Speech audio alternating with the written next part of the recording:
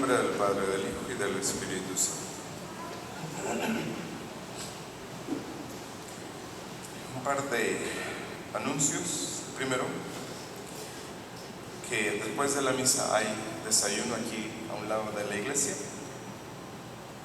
Y el segundo, que el próximo domingo, después de la misa, vamos a a exorcizar agua para que ustedes se la lleven. Tienen que traer agua con ustedes. Lo vamos a hacer con una sola condición, de que no la vayan a vender. ¿Sí? Porque por eso quitamos el agua de acá de entrada de la iglesia. Porque la gente venía por el agua bendita para venderla en las hierberías. El agua bendita no se vende, y menos aún el agua exorcizada, que se la llevarán, se harán la señal de la cruz con ella en la casa cuando entren, cuando salgan, cuando se acuesten, cuando se levanten, rociarán sus casas. ¿Sí? Eso es lo único que hay que hacer con el agua exorcizada.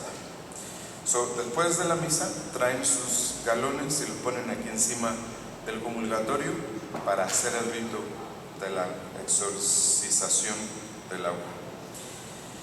Y si ustedes tuvieron primeras comuniones este año y tomaron fotos, si alguien les tomó fotos, las fotos están disponibles en el salón o en la entrada de la iglesia.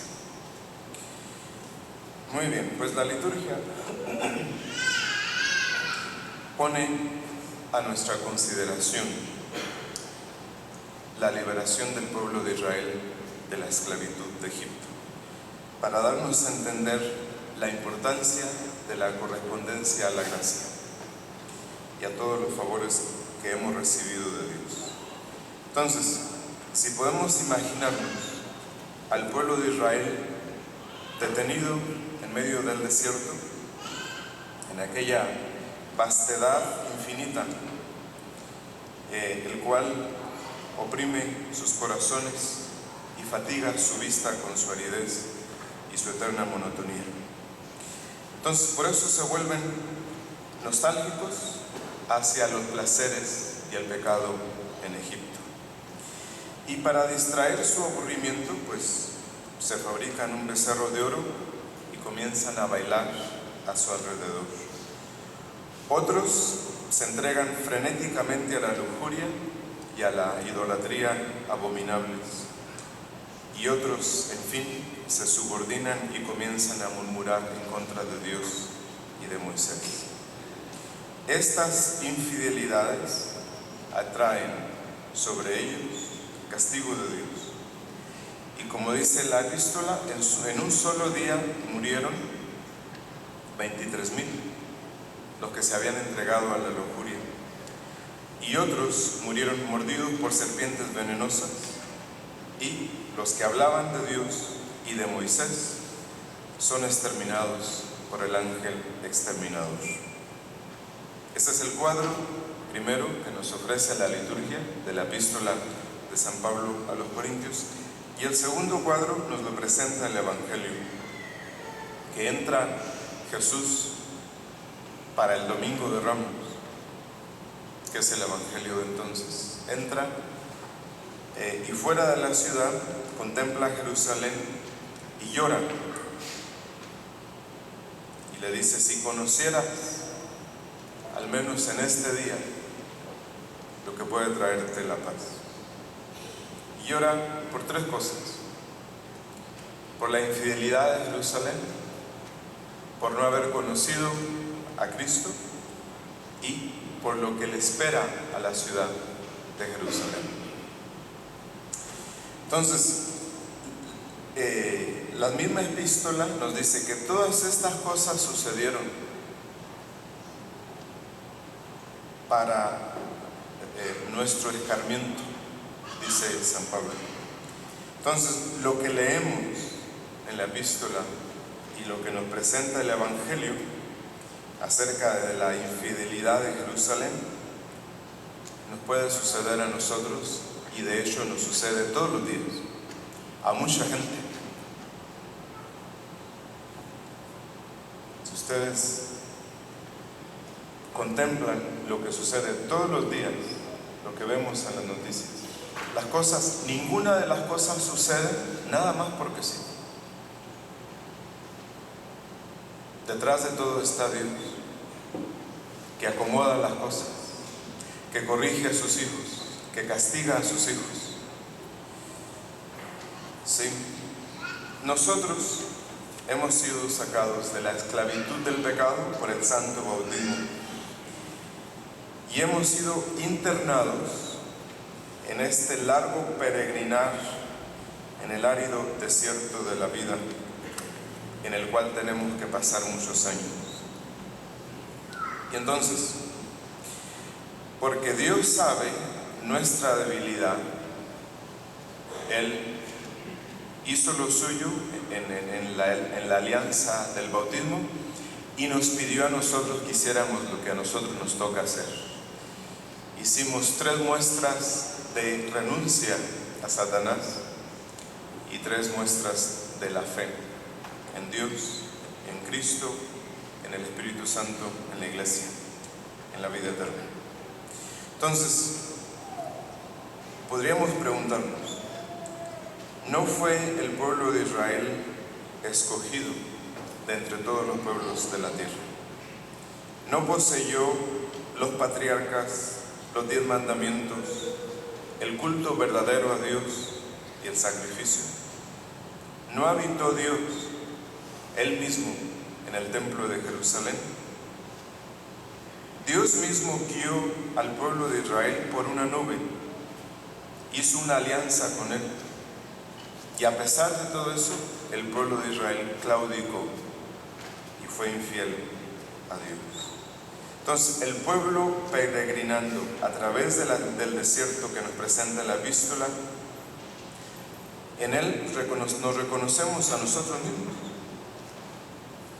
Y con humildad hemos de reconocer también nosotros que le hemos dado a Cristo muchas razones para llorar sobre nuestras almas. ¿Qué fue lo que pasó con Israel? ¿O qué fue lo que pasó con Jerusalén, la ciudad? Israel fue visitado por Dios. Jerusalén fue visitada por Dios. Y cada uno de nosotros, sin ninguna excepción, ha sido visitado por Dios. De 1000 formas, todos los días. Todos los días. Dios nos visita, por ejemplo, con sus inspiraciones, las inspiraciones de la gracia. Nos visita con la gracia que recibimos en los sacramentos. Ahí tenemos el efecto que produjo la presencia de Cristo encarnado en el vientre de la Santísima Virgen cuando visita a su prima Isabel. ¿Qué le dice a Isabel? En cuanto llegó tu saludo, Isabel reconoció la visita de Dios y dice: ¿cómo es que la madre de mi Señor venga a verme? En un saludo simple de una prima de ella, reconoce la presencia de Dios. ¿Recuerdan a Simeón en el templo? Cuando van a presentar a Jesús en el templo, Simeón lo toma en sus brazos y le dice a Dios: ya puedes dejar a tu siervo irse en paz, porque mis ojos han visto a tu Salvador. Entonces, el mismo Dios, encarnado en el seno de la Santísima Virgen, que sostuvo Simeón en sus brazos y que cuidó San José y la Virgen, está presente aquí en el sagrario. ¿Y cuánto nos cuesta reconocerlo?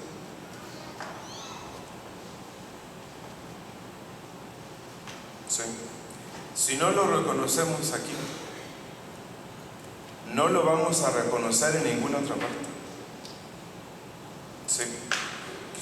Entonces, Dios nos visita también en la enfermedad, en la calamidad, en la miseria a la que está sujeta nuestra vida. Nos visita en nuestras aflicciones, en la muerte de un ser querido. Y algunas de estas visitas de Dios son dolorosas, pero todas son saludables para nuestras almas, porque así corrige Dios a los que aman. Entonces la pregunta sería, ¿cómo hemos correspondido hasta hoy a estas visitas de Dios? Porque ninguno de ustedes puede decir, Dios no me ha visitado. ¿Qué diferencia sería en las casas de cada uno de ustedes si cuando algo malo sucede, aparentemente malo, sus hijos escucharan de sus padres que es Dios el que los ha visitado? Que cada uno de ustedes pudiera decir, es el Señor. Sea la cosa más mala o sea la cosa más buena, que las dos son visitas y las dos son saludables para nuestras almas. Pero imagínense el conflicto que provoca la presencia del maligno en sus casas,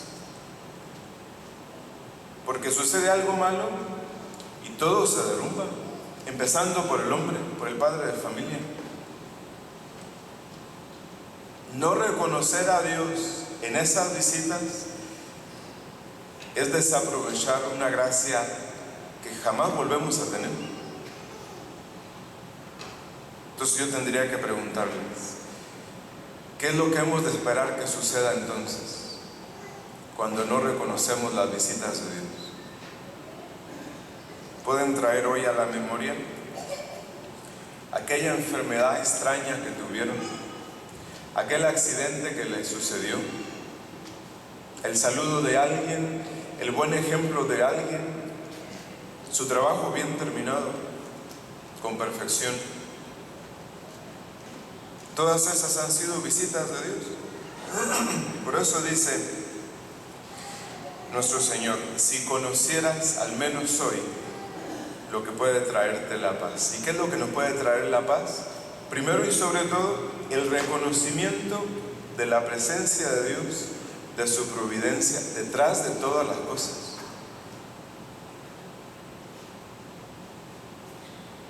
Una cosa más tan fácil.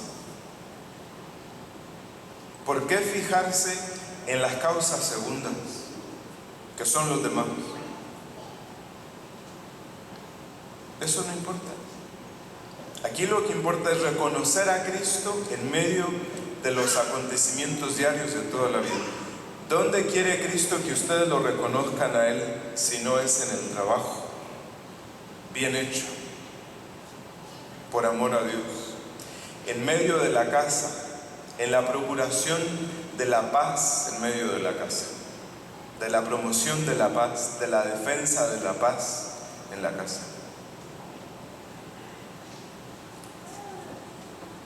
Entonces, la paz nos llega del ver a Dios detrás de todas las cosas. Nos llega cuando tenemos una conciencia en paz, tranquila. Nos llega la paz cuando luchamos contra nuestras inclinaciones, cuando correspondemos a la gracia. Entonces, si dejamos pasar estas oportunidades de ver a Dios, que nos visita todos los días, llegará el momento en que todas las cosas se nos oculten y no habrá forma, jamás, de volver a encontrarlo, como le sucede a millones de personas.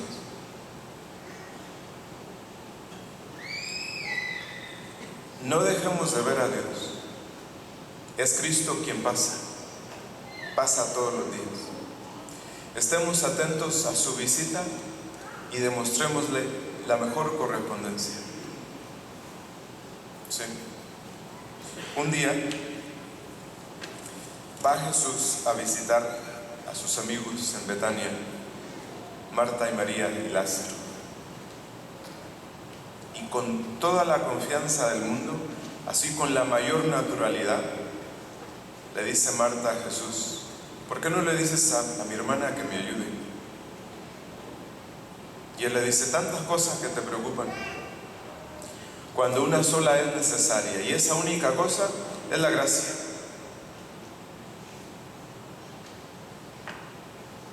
De eso es de lo único que nos hemos de preocupar, de estar en paz con Dios. Si eso está bien, el mundo se puede acabar mañana, se pueden morir todos los demás o volver a renacer, eso no importa. Lo importante es reconocer a Dios que nos visita. En nombre del Padre, del Hijo y del Espíritu Santo.